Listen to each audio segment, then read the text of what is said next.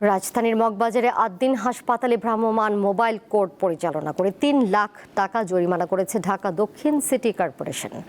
এর মধ্যে নিরাপদ খাদ্য আইনের আওতায় ২ লাখ টাকা এবং ভোক্তা অধিকার সংরক্ষণ আইনের আওতায় ১ লাখ টাকা জরিমানা করা হয়। বিকেল ৩টা থেকে সন্ধ্যা ৬টা পর্যন্ত এই অভিযান চলে। ডিএসসিসির নির্বাহী ম্যাজিস্ট্রেট আমিনুল ইসলাম জানিয়েছেন, তাপমাত্রা নিয়ন্ত্রণ ও পর্যবেক্ষণ ব্যবস্থা না থাকা এবং অস্বাস্থ্যকর পরিবেশে স্বাস্থ্য সেবা কার্যক্রম পরিচালনার জন্য এই দণ্ড দেওয়া হয়েছে।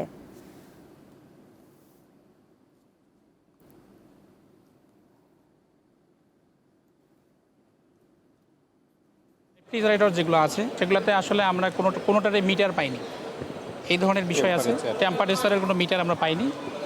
এছাড়া আমরা আরেকটা যেটা জিনিস আমরা পেয়েছি সেটা হলো যে কিছু কিছু জায়গায় একটু নোংরা আছে।